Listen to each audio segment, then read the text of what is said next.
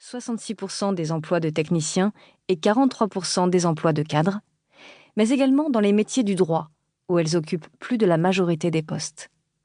Les secteurs très masculins, plus lents à bousculer, ont fait de bons progrès avec 25% de femmes chez les ingénieurs et cadres de l'industrie, 19% parmi les cadres du bâtiment et des travaux publics et 14% dans l'armée, la police et les pompiers.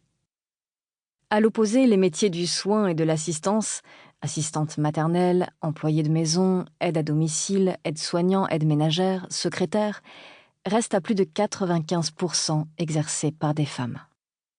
La bonne élève versus l'enquiquineuse. À partir des années 1960, la place des femmes sur le marché du travail n'a fait que grandir. Et en 2018, 68% des femmes de 15 à 64 ans sont actives, contre 76% des hommes. De génération en génération, beaucoup ont entendu leur grand-mère, leur mère aussi, leur dire qu'il fallait suivre des études, avoir un bon travail et gagner son indépendance. En poste, elles veulent souvent prouver à leur employeur chaque jour qu'il a eu raison de les embaucher, qu'elles ne le décevront pas, quitte à s'auto-saboter. L'éducation des filles les encourage généralement bien plus que les garçons à satisfaire les autres et à rester à leur place.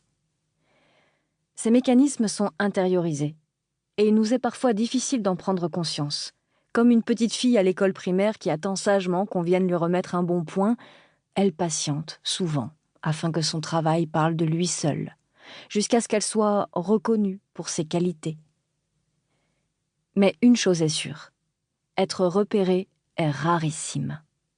Il faut faire savoir qui l'on est, ce que l'on peut, veut faire et pourquoi on mérite telle augmentation ou telle promotion.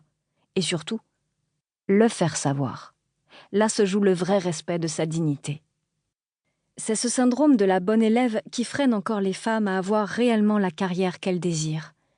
Pourquoi, à compétences égales et parcours similaires, persistent encore près de 10% d'écart de salaire non expliqués entre un salarié et une salariée du secteur privé? En grande partie parce que les femmes n'osent pas frapper à la porte de leur patron pour lui demander une augmentation, simplement parce qu'elles ne savent pas valoriser leurs actions. À cela s'ajoute aussi la peur, très féminine, de passer pour une enquiquineuse. Et cela n'épargne aucun âge.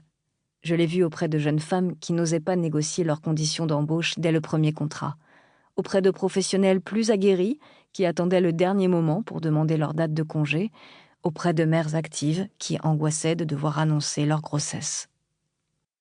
Lors de toutes ces années à écrire sur le travail des femmes, un dénominateur commun, évident, est ressorti des témoignages des chefs, salariés, entrepreneuses que j'ai rencontrés. Les femmes ont clairement une propension supérieure à celle des hommes à se remettre en question. Comme si leur légitimité n'était jamais totale, que leur place leur avait été accordée dans un élan gracieux, par un miracle venu du ciel, et pouvait tout aussi rapidement leur être retirée. Elles sont sur le qui-vive, alertes. Alors elles osent moins réclamer ce qui devrait leur être dû. En plus de se demander souvent « suis-je vraiment capable ?», les femmes doivent se demander « suis-je vraiment à ma place ?» À l'avant-garde de la révolution du travail. Ces questionnements intérieurs, que les hommes éprouvent moins, sont pourtant aujourd'hui un avantage majeur pour les femmes. Le monde professionnel a changé. Après avoir vu leurs parents tracer leur route au sein d'une unique entreprise, ronger leurs freins en se faisant une raison pour se lever chaque matin et aller au labeur parce qu'il faut bien payer les factures, les nouvelles générations ont des attentes différentes. Ce salaire, qui assurait les loisirs et les vacances, seul rayon de soleil de l'existence, n'est plus suffisant. Pourquoi travailler 47 semaines par an pour seulement 5 de bonheur véritable ? L'ère du travail acceptable, sacrificiel pour les moins chanceux, est révolue, non seulement parce que le futur est bien plus incertain, le fameux « qui paiera notre retraite ?», mais aussi car le modèle des générations précédentes n'a pas prouvé qu'il était un gage d'épanouissement. Or, ce que les gens veulent aujourd'hui, ce n'est plus réussir dans la vie, avec statut et salaire comme signe extérieur d'accomplissement, mais réussir leur vie, tout simplement. Plus besoin d'attendre la crise de la quarantaine pour s'interroger, le changement peut se faire à tout âge, même avant la trentaine. Un métier sert évidemment encore à payer les factures.